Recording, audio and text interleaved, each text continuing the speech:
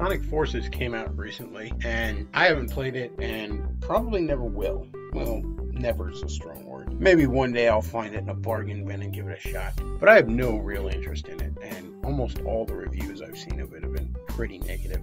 I think the most positive review I saw, well, aside from the LJN Defender, who had a very positive review of it, but let's face facts, that guy liking crap is pretty much the gimmick of his channel, I guess. But other than that, the most positive review I saw was Some Call Me Johnny, who basically described the game as extremely average, almost aggressively average. The most positive thing he'd be able to say about it was okay. I think it looks terrible. It looks like it has everything that's wrong with modern Sonic. Janky 3D physics, a weird kind of grim dark story where the game designers are not nearly the storytellers they imagine themselves to be, and complete with a DeviantArt original the character please don't steal thrown in for good measure. But there was something Johnny said in his review that caught my attention. Again, I haven't played the game myself, but he said that classic Sonic is now kind of considered its own separate universe from modern Sonic rather than being the past. And this fits in with a theory I had about this game when it was first announced, and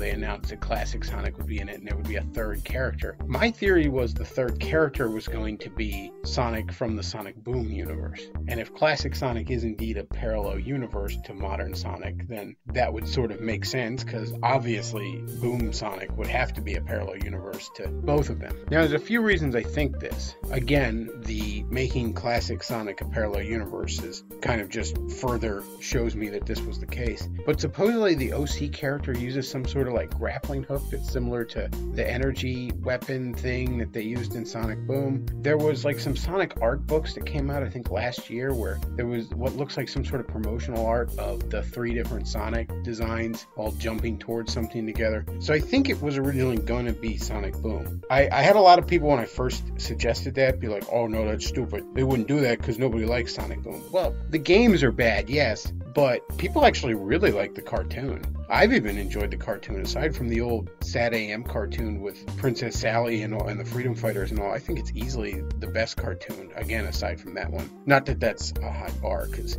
I think Sonic X sucked. I think, that Adventures of Sonic the Hedgehog was just fucking weird. And then there was that one Sonic cartoon where he's like in a band or something. He's like in a punk band. There's like DeviantArt OCs of Sonic the Hedgehog, like recolors next to him. I don't remember what that was called off to Sonic Underground. That's what it was called. Man, that looked like shit.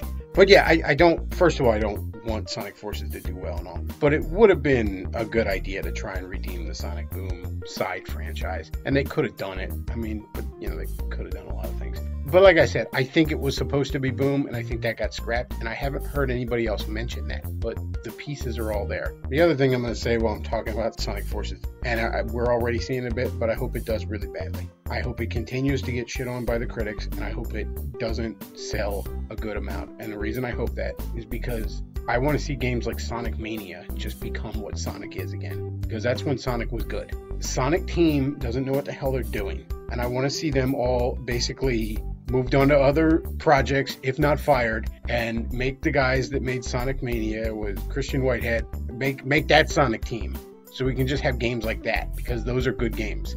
Modern Sonic sucks.